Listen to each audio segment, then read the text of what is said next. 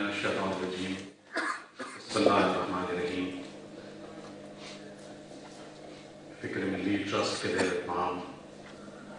War against terrorism, दहशतगर्दी के खिलाफ जंग पे आज के सेमिनार का आगाज़ अजीम बलोच साहब से दरख्वास्त गुजार हूँ कि तशरीफ लाएँ और तिलावत कलाम रब्बानी से हमारे दिलों को मुनव्वर फरमाएं। जनाब अजीम बलोच साहब। बिस्मिल्लाहि मिनश्शैतानिर्रजीम।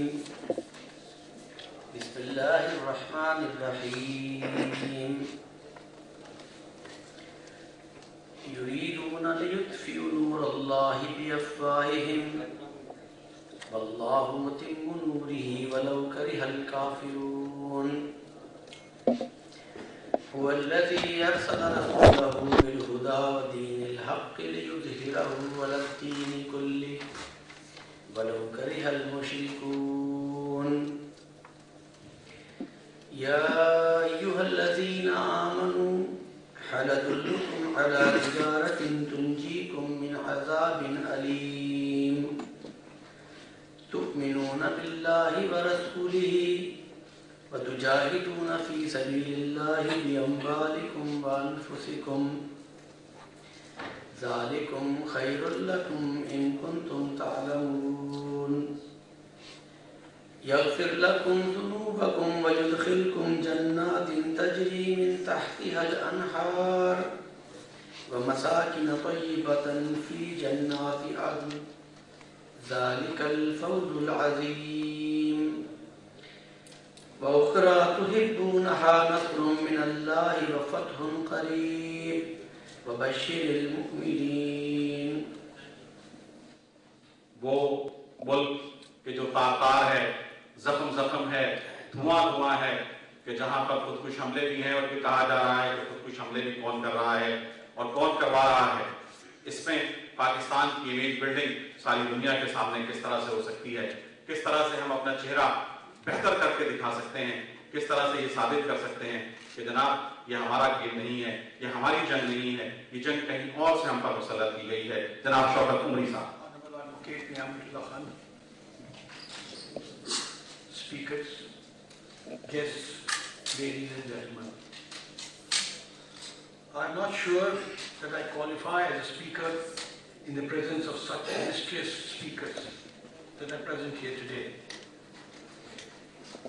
It is probably my experience as former chief executive of Transparency International that I have been invited.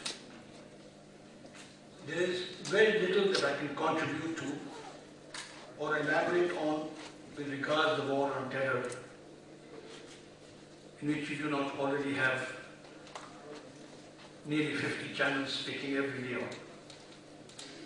But yes, on image building of our country, I do have an opinion, even though at this stage my opinion may be of little consequence, since nobody is listening, least of all our present government. Notwithstanding that the negative image that we present to the world is a major part of our country's foreign relation and economic problems. In the light of the present war on terror, one can ask oneself, is Pakistan really a terrorist state?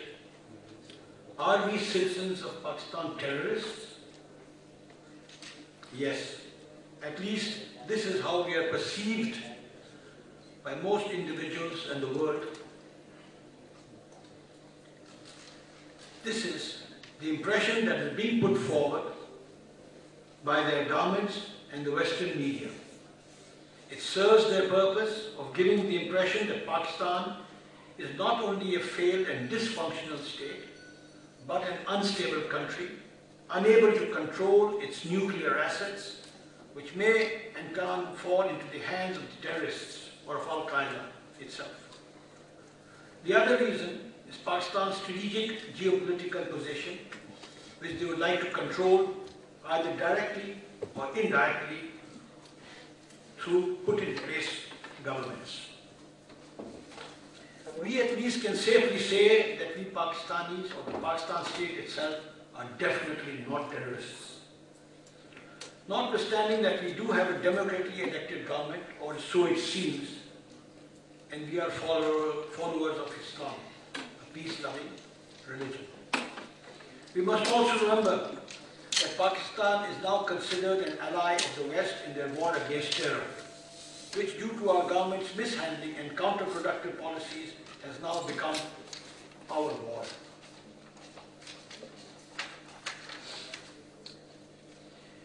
How does one relate image building to the war on terror? Does our government stifle all news? Are we to instruct our media to avoid all gory details of the war? Should we glorify our civilians and our brave armed forces for their sacrifices? Do we regularly remind the West of our support to their cause and of our peace-loving religion? This will not help Pakistan, as the West is well aware of our corrupt leaders, our politicians, our bureaucrats, our judiciary, along with nearly every institution in Pakistan. They are also aware that nearly every one of our institutions lack the transparency and level of governance required of it. That there are very few, if any, checks and balances, and that accountability in our systems are totally absent. Thus, the image that we present to the world is totally negative. They are also aware that we are totally in debt to the loan-giving agencies and totally subservient to those agencies in implementing their policies. There is also little doubt that we are a very corrupt country, and in the eyes of the West, a totally failed state.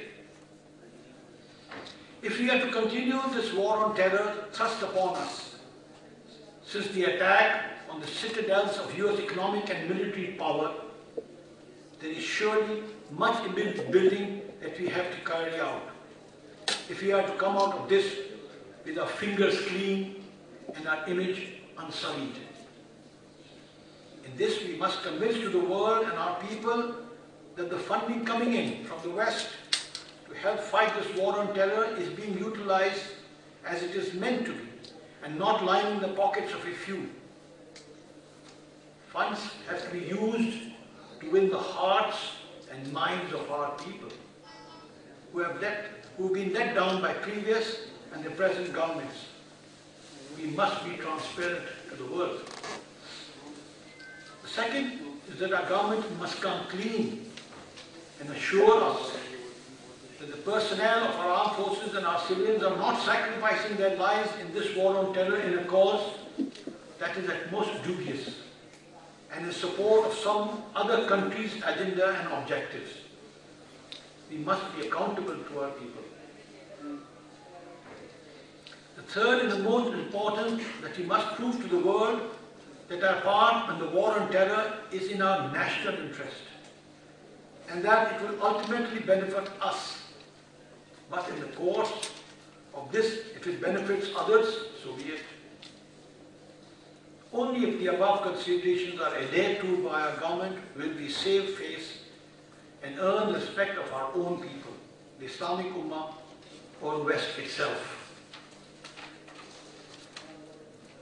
But alas, even if we take care of the above, it is still insufficient to prove to or convince the world that we are not what we are perceived to be, which is that we are a totally corrupt country. Unfortunately, successive lame duck, rubber stamping and corrupt governments have not heeded the advice of the founder of the nation, Quaid-e-Azam Ahmad Ali Jinnah, who on the 11th of August dictated the mandate and direction that all future governments should take. He said that the first duty of a government is to maintain law and order, so that the property and life and religion's beliefs of its subjects are fully protected by the state. That bribery and corruption is a poison, and that we must put it down with an iron hand. That black marketing is another curse, a monster and a colossal crime against society. And that evil of nepotism and jobbery must be crushed relentlessly. If our governments had heeded this advice, we will not be where we are and what we are perceived to be today. Let this democratically elected government, for which we must give thanks to a dictator, do what it has to do. We must begin to right the wrongs of the past before it is too late, and we have unwelcome forces once again taking over our country. It is sad but true that it has not been democratically elected or dictatorial governments that have let us down in the past. It has been our leaders who have not kept their promises given to the masses and only sought to retain power by any means. If it is image building that we seek, then there is much to be done. We must start by reforming ourselves and elect Ameen leaders who can guide this nation to the heights envisioned by the Qaid-e-Azam. And unless and until we can do so, we shall continue to wallow in this quagmire of corruption prevailing in every aspect of our lives. Image building is the greatest enemy of self-interests. And image building, to our sorrow, has been the last thing on the minds of our leaders, both past and present. Solutions to improve the image of our country are many and doable, but the will of our leadership is a prerequisite, something that has been missing these past few decades of our country's existence. One such solution is to establish a think tank of well-intentioned citizens which can recommend policies and programs of image building to the government. This think tank must work closely with the government but not be a part of it. The second is for the government to establish a high-powered watchdog commission, whether within or outside the parliament, to monitor all policies, projects and programs announced and undertaken by the government.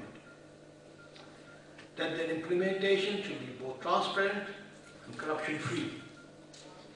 The third is that the government should establish within the Foreign Ministry a department exclusively to deal with and handle image building programs, including having close relations with the international electronic and press media, rebutting any false propaganda involving Pakistan. The government should, through its relevant department, also advise our media to handle delicately all information that might be derogatory to or counterproductive to our image as a nation.